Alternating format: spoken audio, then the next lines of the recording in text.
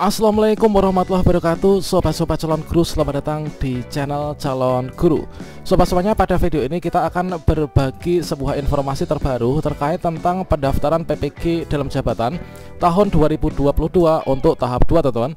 Nah, pada video ini kita akan berbagi sebuah informasi pengalaman yang nanti mungkin akan berguna ya untuk teman-teman yang saat ini sedang melakukan penantian untuk pendaftaran PPG yang tahap 2. Nah, sobat-sobatnya, dari teman-teman yang di tahap 1 kemarin, di sini mendapati sebuah fakta pengalaman penting yang mungkin nanti bisa menjadi referensi teman-teman yang akan mendaftar di tahap 2. Yang mana di sini awalnya ini adalah ajuan data Anda telah disetujui pada PPG dalam jabatan tahun 2022.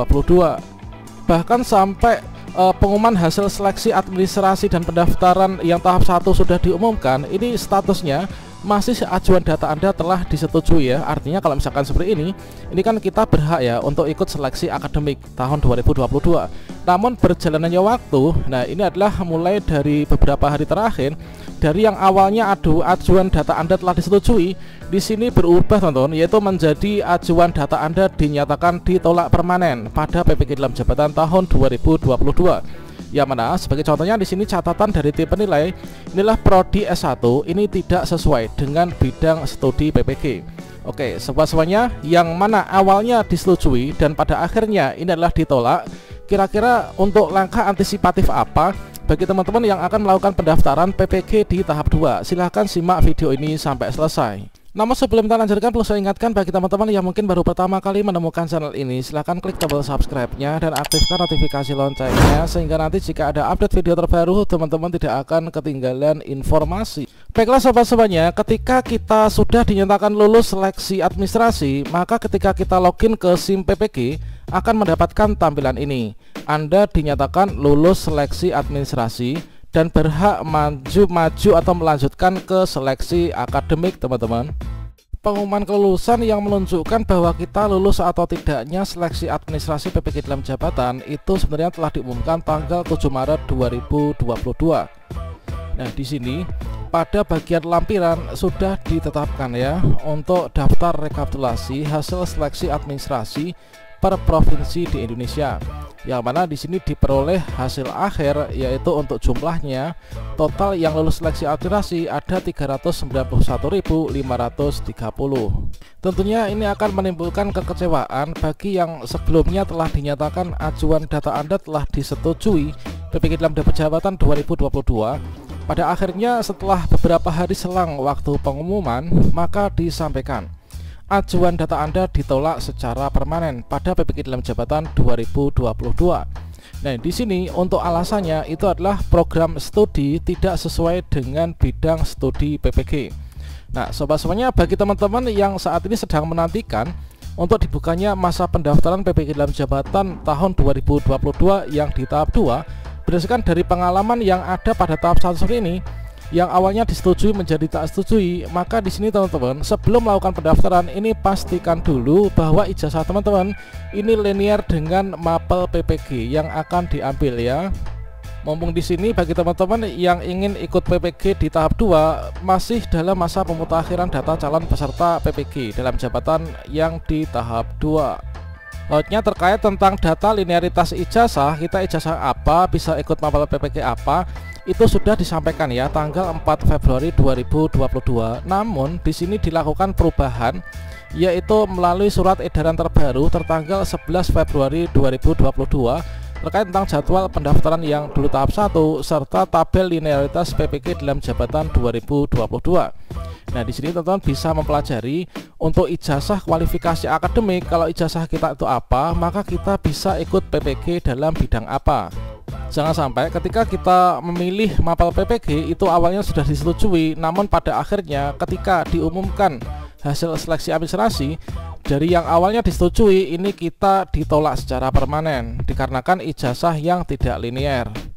Cara cepat untuk mengetahui linearitas ijazah S1 atau D4 dengan bidang studi PPG dalam jabatan 2022, di sini sudah diberikan fitur baru ya oleh ppg.kemdikbud.go.id. Di samping kita bisa mengamati tabel yang telah diberikan terkait tentang linearitas ijazah ini. Untuk mengecek linearitas ijazah, maka teman-teman di sini manfaatkan fitur baru ini, kita berkunjung ke ppg.kemdikbud.go.id, kemudian kita klik enter.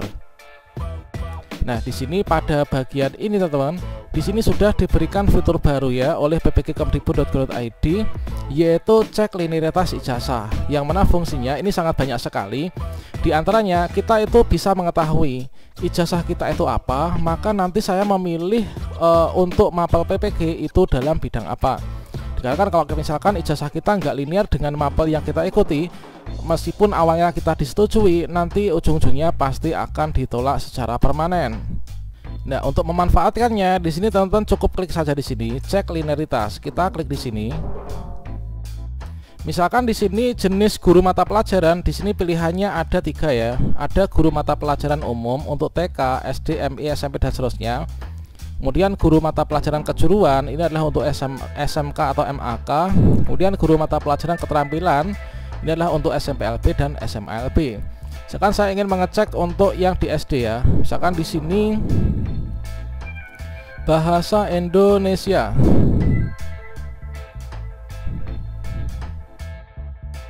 Bahasa Indonesia ada pilihannya. Untuk bahasa Indonesia, ijazah S1 bahasa Indonesia, misalkan ada bahasa Indonesia murni, pendidikan bahasa Indonesia, pendidikan bahasa Indonesia dan daerah, tadris bahasa Indonesia. Misalkan saya pilih yang bahasa Indonesia murni dulu. Kita cek. Oh, berarti di sini kalau ijazah saya ini adalah bahasa Indonesia murni, tidak ada kata pendidikannya, bukan dari FKIP misalkan ya, dari Fakultas Sastra ya. Berarti saya itu nanti bisa ikut bidang studi PPG, yaitu bahasa Indonesia. Peruntukan untuk SMP, SMPLB, SMA, SMALB dan juga SMK dengan kode sertifikasi yaitu 156.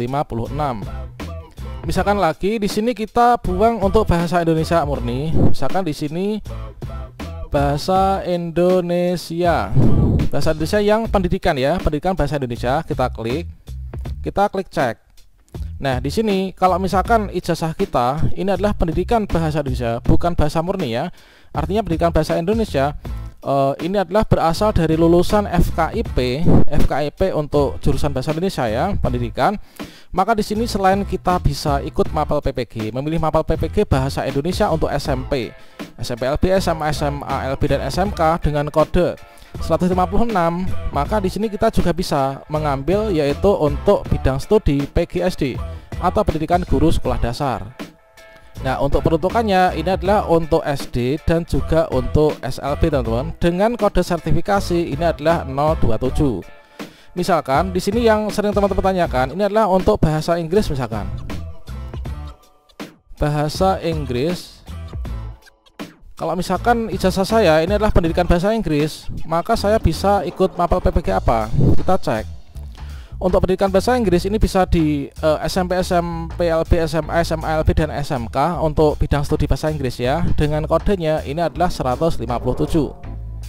Misalkan di sini pendidikannya kita hilangkan. Bahasa Inggris. Tanpa ada pendidikan, kita cek. Nah, maka hasilnya adalah sama. Jadi untuk bahasa Inggris dan pendidikan bahasa Inggris ini adalah sama. Silakan teman-teman manfaatkan fitur baru dari Kemdikbud ini untuk mengecek linearitas ijazahnya. Jangan sampai nanti untuk hasil seleksi administrasi pendaftaran PPG tahap 2 teman-teman ditolak secara permanen ya. Oke, demikian informasi ini, semoga bermanfaat. Nantikan terus video berikutnya dengan cara klik tombol subscribe-nya dan aktifkan notifikasi loncengnya, sehingga nanti jika ada video terbaru teman-teman gak akan ketinggalan informasi.